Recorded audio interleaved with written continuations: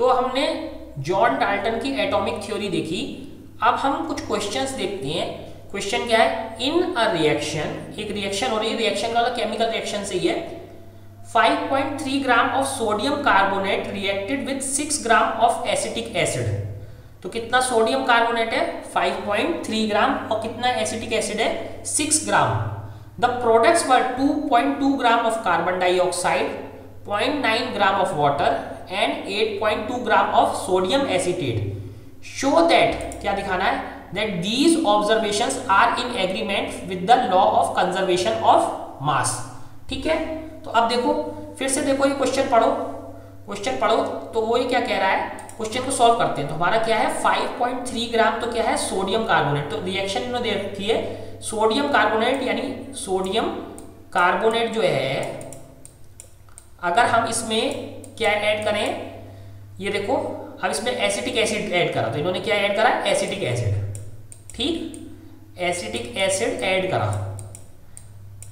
अब इसको जब ऐड करा तो हमारा बाद में बनता क्या क्या है, देखो ये बता रहे हैं, the products were carbon dioxide. तो एक तो CO2 बनी हमारी, ठीक है, और CO2 बनी।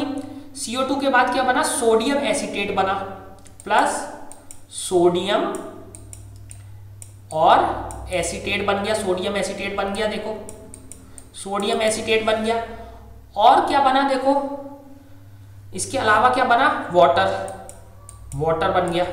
तो अब ये कह रहे हैं कि ये हमने शो करना है कि ये जो रिएक्शन थी वो लॉ ऑफ कंजर्वेशन ऑफ मास को जो है फॉलो करती है। ठीक है, तो एग्रीमेंट में यानी ये उसे फॉलो करती है।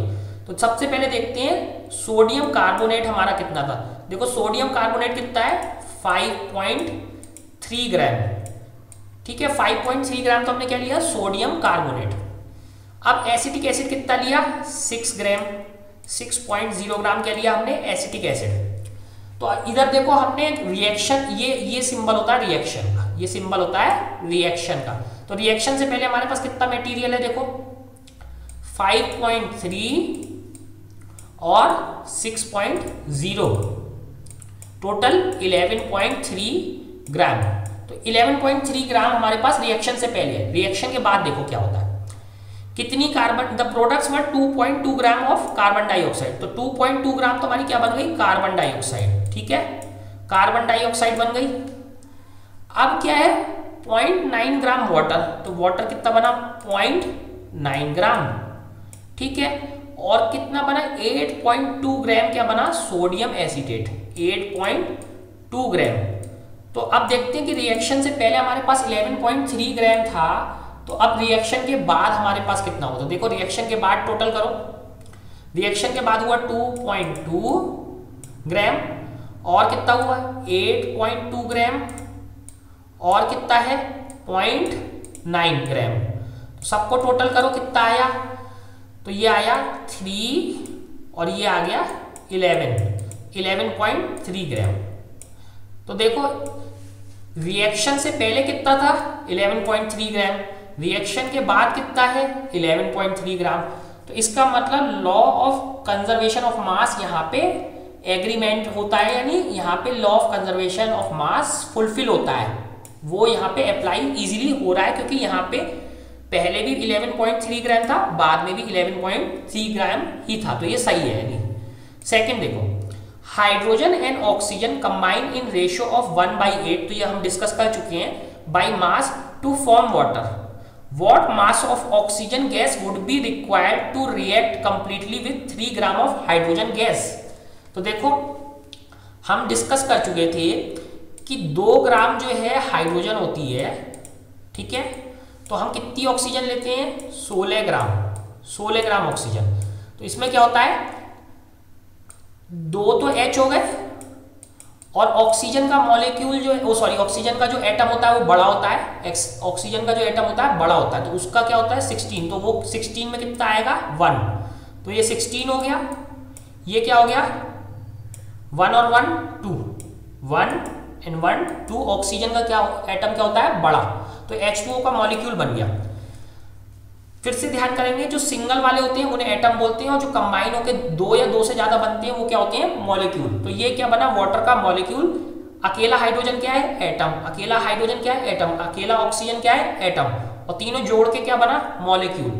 तो देखो, तो 2H कितना हुआ, 2 ग्राम, और 1 ऑक्सीजन कितना था हमारे पास, 16 ग्राम। तो इनका रेशो निकालोगे तो 2/16 कितना हुआ, 1/8। तो ये तो फिक्स हो गया कि 1/8 का रेशो हो गया बाई मास से, ठीक है। इसके बाद वो कह रहे हैं कि अगर हम, ठीक है, अब इसमें क्वेश्चन को पढ़ते हैं, क्वेश्चन में क्या है। तो रेशो तो हमें पता चल गया 1/8 है। What mass of oxygen would be required to react completely with 3 gram of hydrogen gas. तो अगर देखो, अगर हमारी 1 ग्राम हाइड्रोजन है, 1H है, तो कितनी ऑक्सीजन चाहिए, 8 ग्राम, ठीक है। 8 ग्राम क्या चाहिए हमें, ऑक्सीजन। 2 ग्राम हाइड्रोजन थी तो क्या चाहिए थी हमें, 16, डबल हो गया ना दोनों साइड, 16 ग्राम चाहिए थी हमें ऑक्सीजन। अब वो कह रहे हैं 3 ग्राम हाइड्रोजन है, ठीक है, तो हमें कितनी चाहिए, 24 gram oxygen.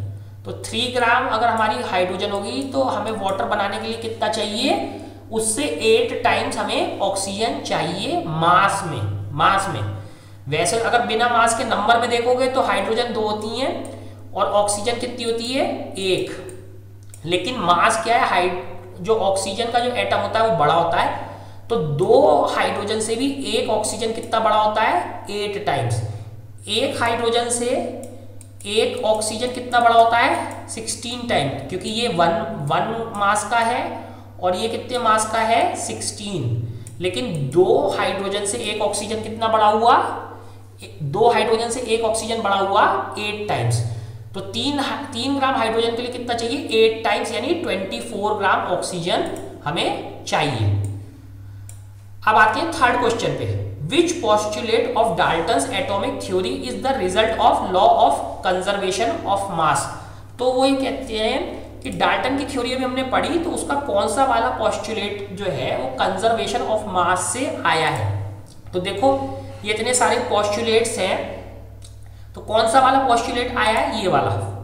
Atoms are individual particles which can not be created और destroy in a chemical reaction. तो ये किससे आया, कंजर्वेशन ऑफ मास से आया ये वाला पोस्टुलेट, ठीक है। तो ये आ गया सेकंड पोस्टुलेट। अब लास्ट क्वेश्चन देखते हैं क्या है। Which postulate of Dalton's atomic theory can explain the law of definite proportions. तो डेफिनेट प्रोपोर्शंस कौन से वाले से आया है, देखो, तो ये देखो कि ये है लॉ ऑफ डेफिनेट प्रोपोर्शंस, ये वाला है। Atoms combine in small whole numbers to form compounds, ठीक है। तो ये वाला हमारा किसका आ गया, ये लॉ ऑफ डेफिनेट प्रोपोर्शंस को बताता है, ठीक है। अब जो है ये हमने कर लिए, तो अब देखते हैं सबसे पहले, अब हम आते हैं what is an atom. Atom क्या है, एटम क्या है। Have you ever observe a mason building walls. तो क्या आपने कभी, जो मेसन होता है बिल्डिंग बना रहा होता है, उसे देखा ना, बिल्डिंग बनाता है, तो from these walls a room and then a collection of rooms to form building. तो कैसे करके मेसन बिल्डिंग की दीवारें बना रहा होता है, और बिल्डिंग की दीवार से क्या बनता है, रूम, और रूम से फिर जो है क्या बन जाता है, बिल्डिंग। कई सारे रूम से क्या बन जाती है, बिल्डिंग। तो जैसे हमारा स्कूल है, तो ईंटों से बन के एक दीवार बनी, दीवार से फिर कमरा बना स्कूल में, और फिर पूरा स्कूल बन गया, स्कूल की बिल्डिंग बन गई। What is the building block of the huge building. तो इस जो इतनी बड़ी बिल्डिंग है उसका बिल्डिंग ब्लॉक हम उसे किससे बना रहे हैं, सेल्स वाला चैप्टर याद है ना। तो हम लोगों ने डिस्कस किया था कि जैसे ईंट से, छोटी छोटी ईंट से हमने बिल्डिंग बनाते हैं, ऐसी सेल्स से क्या होती है, टिश्यू बन जाते हैं। सेल्स से क्या बनते हैं, टिश्यूज बन जाते हैं, और टिश्यूज से फिर ऑर्गन्स बनते हैं, ऑर्गन से बॉडी बन जाती है। सेल्स से टिश्यू, टिश्यू से ऑर्गन्स, और ऑर्गन से पूरी बॉडी बनती है। ऐसी ब्रिक से क्या बनती है, वॉल, वॉल से रूम्स बनते हैं, और रूम से क्या बन जाती है, building. What about the building block of ant hill. तो जो एंट हिल होती है उसका बिल्डिंग ब्लॉक क्या है, it is a small grain of sand, ठीक है, ठीक है। तो वो एंट के बिल्डिंग ब्लॉक का जो वो होता है, बिल्डिंग ब्लॉक, वो क्या होता है, जस्ट एक ग्रेन होता है, सैंड का दाना, और इसका बिल्डिंग का क्या होता है, brick. Similarly the building blocks of all matter are atoms. इसी तरीके जो सारा मैटर उसके बिल्डिंग ब्लॉक्स क्या है, एटम्स है।